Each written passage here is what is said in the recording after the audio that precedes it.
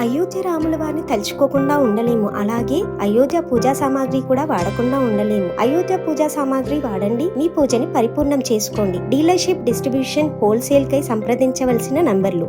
ఇక్కడ అప్పుడు అట్లా ఇప్పుడు ఇట్లా నిరుద్యోగులు కలిసి వస్తలే. బీఆర్ఎస్ హయాంలో నోటిఫికేషన్లు రాలేదు.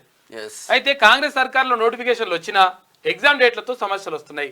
రెచ్చగొట్టేందుకు బీఆర్ఎస్ కుట్రలు చేస్తా ఉంది. ఇది మాత్రం వాస్తవం.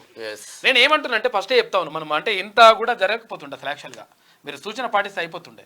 విషయం ఏంటంటే వాళ్ళు రెచ్చగొట్టడానికి ప్రయత్నిస్తున్న మాట వాస్తవం. ఏది బీఆర్ఎస్ పార్టీ వాళ్ళు. కాబట్టి అటువంటి అవకాశం ఎందుకు ఇవ్వాలంటున్నాను నేను. ఎవరికో ఎందుకో క్రెడిట్ ఎట్లా పోతుంది? నోటిఫికేషన్ లేచిండ్రు కాబట్టి క్రెడిట్ ప్రభుత్వానికే ఉంటుంది. కాబట్టి దీనిపైన నిర్ణయం 100% తీసుకోవాలి.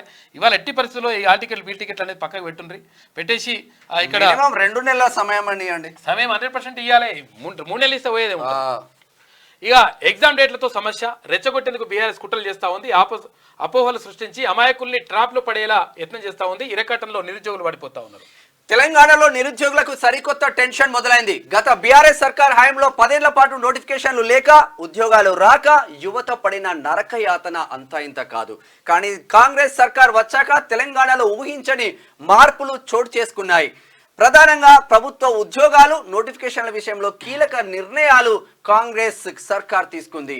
ఎన్నికల్లో ఇచ్చిన హామీలో భాగంగా పెద్ద ఎత్తున ఉద్యోగాలను భర్తీ చేసింది.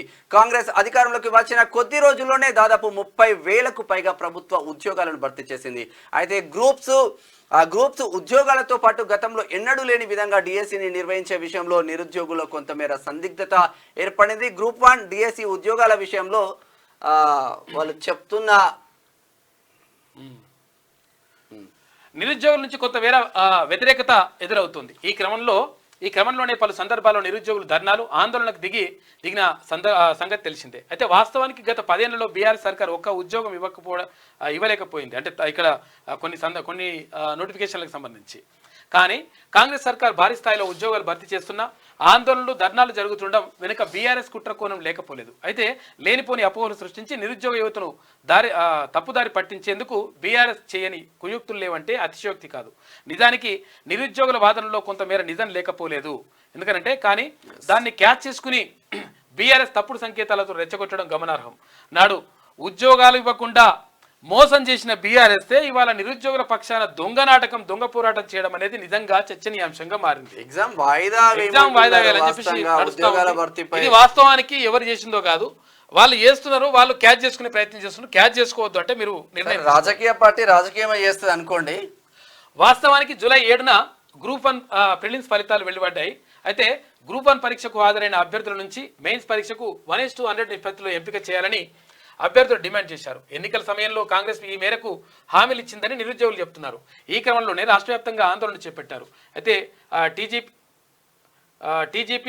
టీజీపీఎస్సీ కార్యాలయం ముట్టడి దగ్గర నుంచి మొదలు పెడితే ధర్నాలు, ఆందోళనతో ఉక్కిరిబిక్కిరి చేశారు. అయినా ప్రభుత్వం సానుకూలంగా స్పందించలేదు. మెయిన్స్కు పరీక్షకు 1:50 నిష్పత్తిలో అభ్యర్థులను ఎంపిక చేస్తూ ప్రిలిమ్స్ ఫలితాలను వెల్లడించారు. అయితే విషయం ఏంటంటే దీనికి అంటే వాళ్ళు చెప్తున్న కారణం ఏంటి అంటే, ఒకవేళ నోటిఫికేషన్లో ఇచ్చింది 1:50 అని ఇచ్చినాం, తర్వాత ఇప్పుడు 1:100 చేస్తే ప్రాబ్లం అవుతుందని చెప్పేసి వాళ్ళు అంటున్నారు. మరి సవరిస్తే ఏమవుతుంటారు అంటే ఒకవేళ అది ప్రాబ్లమ్స్ వస్తాయని అంటున్నారు, అంటే న్యాయపరంగా. అందుకని అట్లా చేసినామని చెప్తా ఉన్నారు. కానీ మరి 100 చేస్తే బాగుండేది కొంచెం. వీళ్ళకైతే తర్వాత ఇక్కడ ఉద్యోగాల భర్తీపై రేవంత్ సర్కార్ ఫోకస్ పెడతా ఉంది. 100% మేము జాబ్ క్యాలెండర్ కూడా రిలీజ్ చేస్తామని చెప్తా ఉంది. గ్రూప్ 2కు సంబంధించి కానీ తర్వాత ఇక్కడ డిఎస్సికి సంబంధించి కానీ వాయిదా వేయాలని చెప్పేసి వాళ్ళు కోరుతా ఉన్నారు. వాళ్ళతో ఒకసారి మాట్లాడండి. ఇక్కడ పరీక్షకు గ్యాప్ ఇవ్వడంతో పాటు అక్కడ వాళ్ళకు సమయం ఇచ్చేటువంటి ఏర్పాటు చేయండి. పోయింది ఏం లేదు. తర్వాత ఇంకా మీకే కొన్ని 100 కోట్ల రూపాయలు మిగులుతాయి. అర్థం చేసుకుంటే మంచిగా ఉంటుంది. కాబట్టి నిరుద్యోగులది నిజమైన న్యాయమైన డిమాండ్లు అవి.